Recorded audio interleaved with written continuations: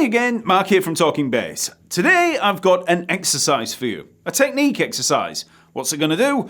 Well, it's going to give your fretting hand a great workout, it's going to be an amazing warm-up, and it's going to help strengthen that pinky, the fourth finger that everyone has problems with. It's also going to help with picking finger assignment and consistency, and it's going to give you a cool little application of the pentatonic scale. So, a great exercise all round, and it's pretty short. So, let's get into it. So, here's the exercise.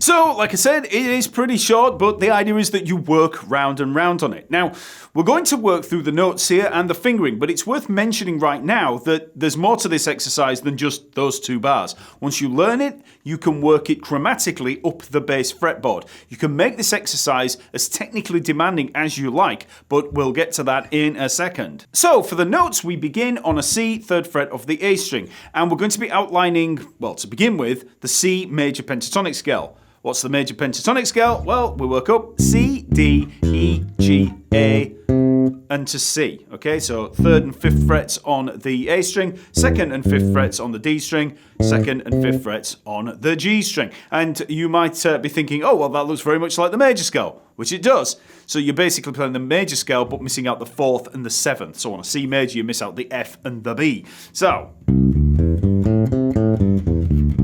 C major pentatonic. So for the exercise, we work up through the C major pentatonic, C, D, E, G, A. So 3rd and 5th frets on the A string, 2nd and 5th frets on the D string, and that 2nd fret on the G string. Then we come down through G and E, 5th and 2nd frets on the D string. This is all straight 16th notes all the way through. Then we jump up to the C, 5th fret of the G string, and come down C, A, G, E. So 5th and 2nd frets on the G string and then on the D string. Then we jump back up to the A, the 2nd fret of the G string, and come down A, G, E, D. So 2nd fret G string, then 5th and 2nd frets D string, and the 5th fret on the A string. So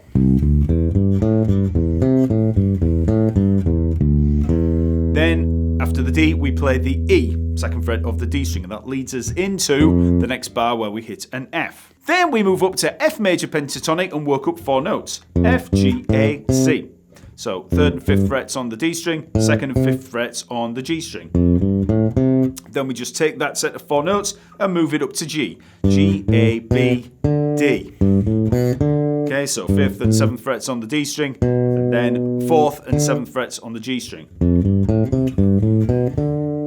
Then after that D at the 7th fret of the G string, we just move up with that 4th finger to the E flat at the 8th fret, and we come down that pattern that we've just played. So it's the A flat major pentatonic. So E flat, C, then B flat and A flat. So 8th fret and 5th fret on the G string, 8th fret and 6th fret on the D string. So then just take that whole thing down a half step, just down 1 fret to the G again. So D, B, A, G. So just playing the reverse of what we played earlier. So the whole thing slowly.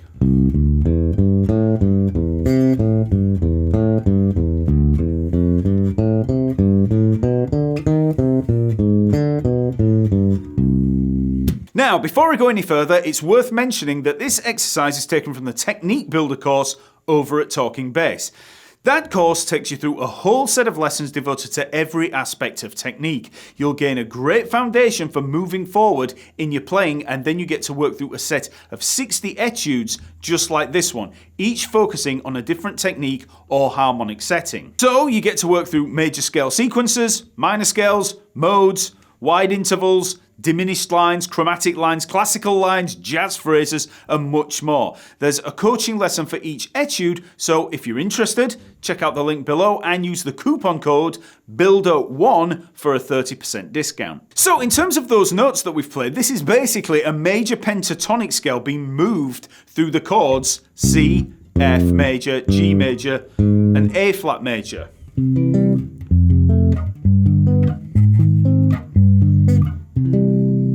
So in terms of those scales, we've got that C major pentatonic, then F major pentatonic, G, and A flat. We're just taking that major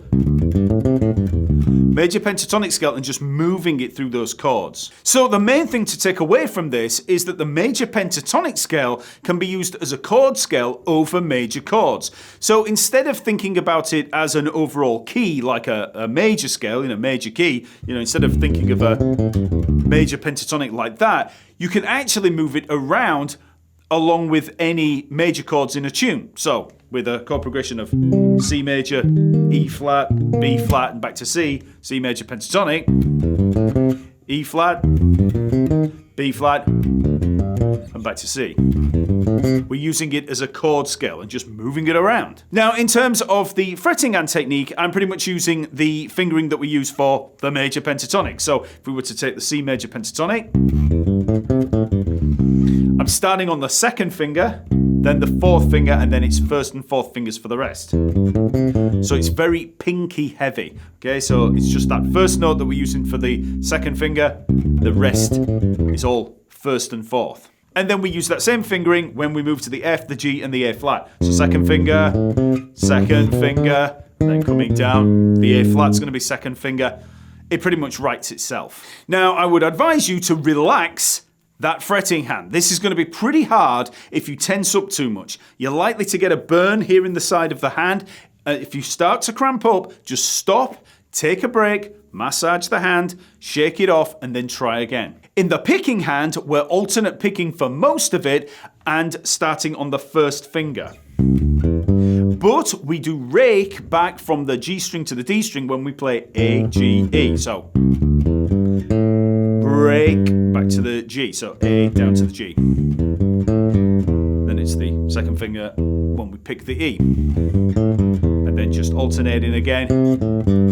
Then A, G, E again. Rake from the A down to the G.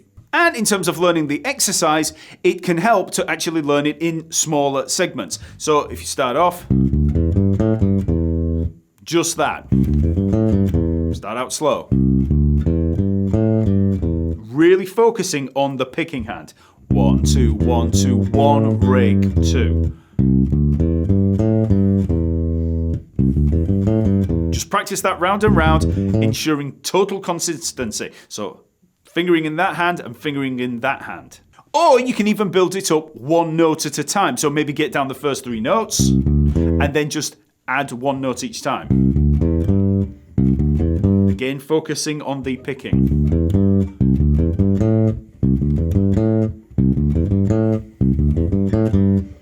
Just 1 note at a time. And you can even build up speed on them in those smaller segments. Just get used to smaller fragments, and just gradually build it up 1 note at a time. That's just an alternative way of learning it. You want consistency of fingering in both hands. If you're just going with what comes naturally, that might be different each time. If you're playing it differently, then you're practicing something different. Practice of lines like this should be totally consistent and the same every single time. Once you have the notes down, practice it slowly. Don't worry about playing to a click or anything like that. Play it in your own time. Then just build up speed slowly. Once you feel that you've got the stamina to play it a few times in succession, begin moving it up the fretboard. So then move up to C. Then D. Then D sharp. And then just carry on. Then, if you want some added practice, try alternate picking throughout, so no raking. So that means you're going to be coming down on a middle finger when you come back down from the A to the G, which can feel a little bit odd. That's going to give you a totally different workout to the raked version and force you to switch up your focus as you play through the line. So that's a short technical etude that should give you some great practice for quite a while. Remember, this etude is part of the Technique Builder course over at Talking Bass. So use that coupon code BUILDER1 for a 30% discount. And then check out this lesson where we get to look at what I consider one of the most common problems in bass player technique. It's probably not what you think, and it's easily solved by simply being aware of the problem. So check it out, and I'll see you next week.